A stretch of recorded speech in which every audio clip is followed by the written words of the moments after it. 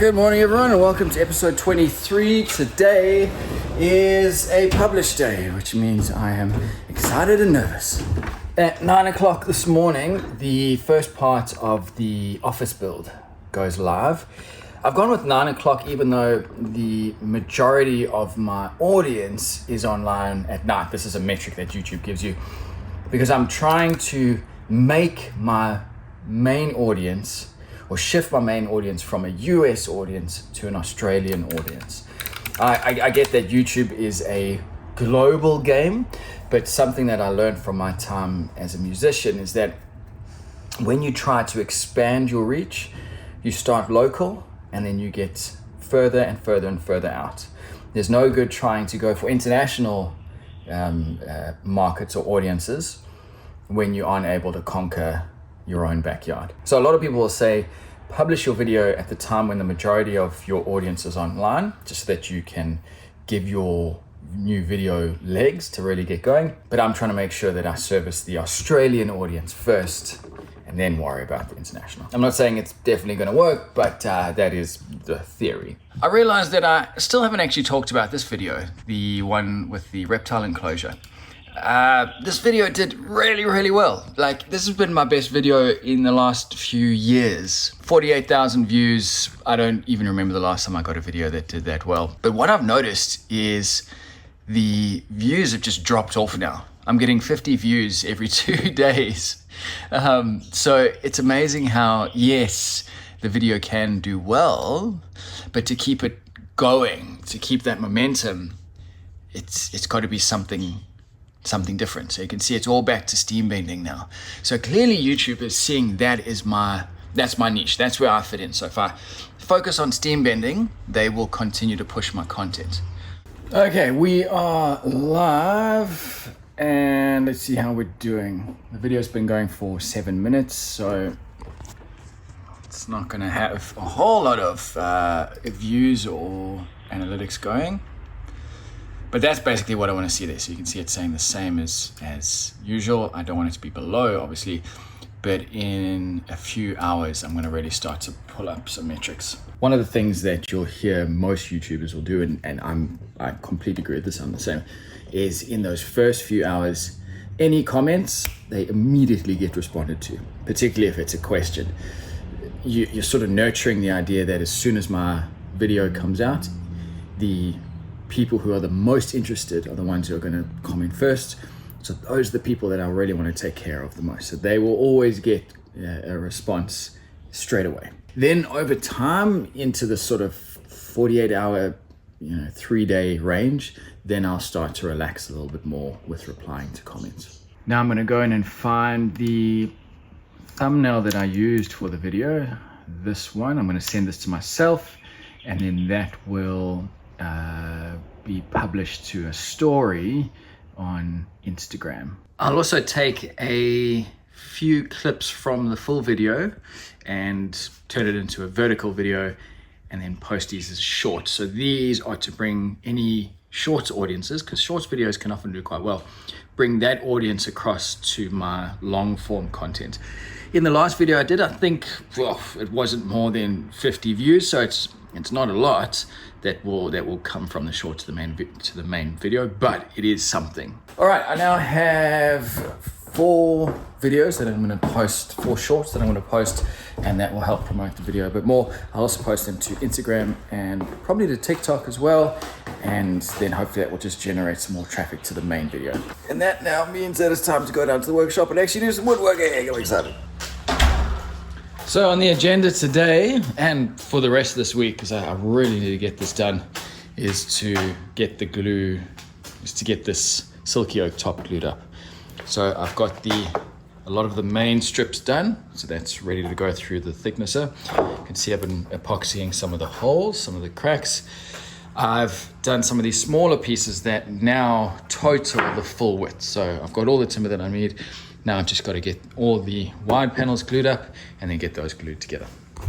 I've just posted a post on Instagram showing a before and after with link in bio in the description. So hopefully that post will get out to a few more people and get a few more people to the video. I've obviously updated my bio in Instagram to include that link. So far, the analytics aren't very good. It's sitting very middle of the road, 6 out of 10 in terms of comparison to my last few videos, which is not great, especially after my last video at this point was doing really well. Like you could see it was going well. This one isn't. So I'm a bit cautious, a bit nervous at this point. So I have updated the title of the video. Instead of just a generic, I'm building a home office, I've included the fact that the walls are made of fabric. So hopefully that's going to drum up a bit more interest, a bit more intrigue. Something else that I'm doing differently this time with this video is there's a feature that YouTube provides where you can A/B test thumbnails. So you provide YouTube with 3 different thumbnails that you think might work. They will then go out and test those different thumbnails against audiences. This all happens behind the scene. We don't, as creators, we don't see what's going on. But they then, after 2 weeks at most, you can stop the test before then, but after 2 weeks, they will show you the results saying, this thumbnail performed well, this one not so well, and this one was the worst. And then I get the choice to choose which one I think is going to work better. So this is the first time that I'm trying this feature. Hopefully it's going to show some interesting results. But there's a chance that this is impacting how the video is doing. I mean, maybe it's boosting it for all I know, but this is just a variable that I've never had in a publish before. It is now 1:30. I published the video at 9 o'clock, so that's 4.5 hours, and it seems to be doing a little bit better. I'll be honest, I was a bit nervous there in the start because it really wasn't doing that well, but it seems to be picking up a little bit. One of the things that is looking good is the watch time is relatively high. So the views are middle of the road, which isn't fantastic, but the watch time is high and the average view duration is higher than normal. So that says to me and to the YouTube algorithm, the people that are watching this are watching longer than usual, i.e. this is a potentially good video. So the hope is that it will look at that and say, right, not a bad video. We are possibly just serving this up to the wrong person. If we stick with these people, they might enjoy it. So a lot can change in these first 24 hours. Hopefully now the tide is starting to turn in my favor. With all the offcuts from the silky oak, I've milled a lot of them up. I'm starting to glue them together here. I'm going to make an end grain board for this client. It's a little bit of extra work, not much, and end grain boards are fun to make. But what is cool is between all of those glue ups where essentially I don't have too much to do on this project, I can put some work into this, and I think it'll just be a nice gesture. So so far there's those boards. It's just gonna be a random pattern. I'll get those ones glued on top, and then once that's done, then I'll start cutting it up and make a nice solid butcher block end grain. It is 10 o'clock the next day, and the video didn't do as well as I'd hoped. To be fair, it didn't flop, but it didn't have that rocketing success that the last one did. It's now been 25 hours since it published, and it's sitting at 1,500 views, which not great, could be worse, but I'm trying to find the positives in it. For starters, the average view duration is significantly higher than my channel average, which is really good. That's a good indicator for YouTube, which in turn means that the watch time is also significantly higher. If you track it compared to my previous 10 uploads, it's sitting right in the middle, maybe slightly better. So it's certainly not a bad video, but it's just very middle of the road. Now, in terms of the negatives, very few comments. I think it's sitting at like 6 or 7, and that's an indicator to YouTube that there's very little engagement. So that's something that's hurting me. And then the click-through rate is sitting at 4.7%, which is lower than normal, which again means people aren't watching it. And I think I know why. The thumbnail and title on my last video was a picture of me standing next to a piece of furniture that's fallen over, and a title saying, "This accident will define my woodworking career. I mean, you cannot think of a more dramatic, salacious thumbnail title, in my opinion. It worked so well, pulled people in. Now, this latest video, it doesn't have that drama in it, and I didn't want to manufacture it because, in my opinion, that just, you lose credibility, you lose respect like that. So the title and thumbnail were just very matter of fact. Here's the build, and this is what it looks like. That's the title thumbnail combo. And I think because of that, people have just looked at it on their homepage and gone, nah, I'm not interested. So this morning I've updated it to be a little bit more intriguing. So the title now says something along the lines of, this room probably isn't legal size because it is so small. And I don't feel like that's disingenuous because the whole premise of it is that it's a very tiny office.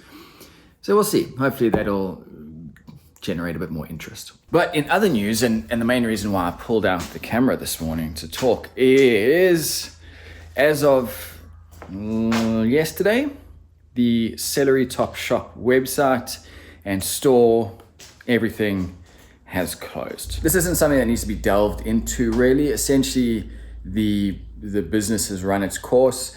I developed all these products. I've tried to sell all of them.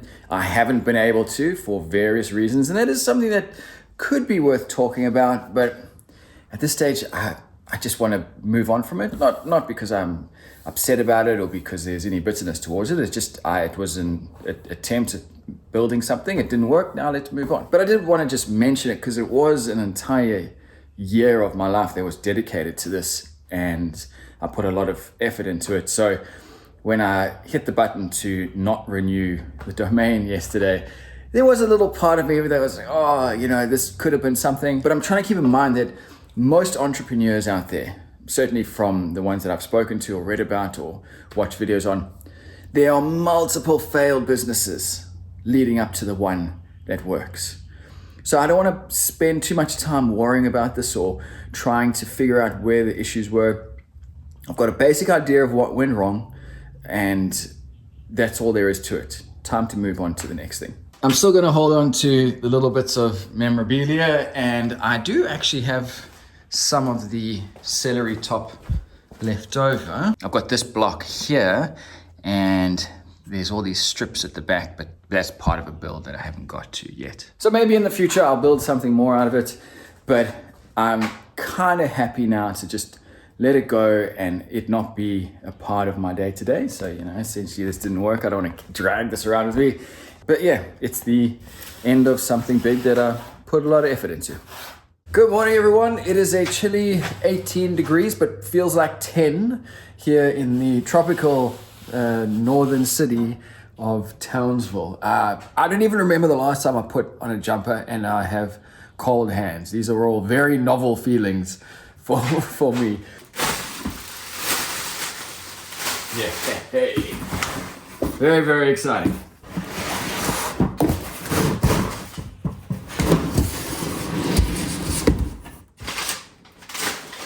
A little backstory. A few weeks ago, someone very generously just sent me a whole lot of advice. There were 3 videos, all these different points on where I can improve my business. They've been doing it for a while, and they just wanted to reach out and give me just a knowledge dump. But it was awesome. It was just so amazing to just receive all this information and knowledge for nothing. So to that person, I don't know if they want to be made public, so I'm not going to say who it is, but if they watch this channel, they will know. One of the things that he said to me is my Makita sander is really slowing me down. This is the 125, 300 and something watt. So it's one of their lower end models. It's a Makita, so it's not bad quality, but it is a small random orbit sander, and it functions like a small random orbit sander, taking off very little material compared to what's out there. His suggestion in the video was to either get the Festool Rotex, I think the other one was the Merca, or the Bosch Turbo Sander, I think that's what you call it, but it's basically their top of the line Bosch sander. So it's the GT75-150. It's a 750 watt sander. Now where this one is different, particularly to this, it's got two modes, and I've never used this before, so I don't actually know how it works. This is just from what I've read. But you've got your direct drive, which I think we'll find out soon enough is where it just spins, and that's where you can really hog away material. And then you've got your random orbit, which gives you the pigtails. So I decided to go ahead with the Bosch. They sent this to me in exchange for some content, and I'm going to be able to put this to the test on this silky oak top, as well as this end grain board that I'm working on. Just something small, but I wanted to try this on here because end grain is significantly more difficult to sand than face grain. Wow, that is heavy. That is a heavy ass sander. And one more update to round out this episode. The tabletop is now cut to size, and I've rounded all the corners. I've confirmed with the client that they don't want any fancy profile, so I'm just gonna soften this. But first, I've filled all of the gaps on the top side. Once this dries, I'll sand it off, get someone to help me flip it over, and then I'll start working on the bottom, finish, and then flip it back over and be done. So very close now, very close to finishing. All right, thank you very much for watching. I do appreciate it as always. Take care, and I'll see you guys in the next one.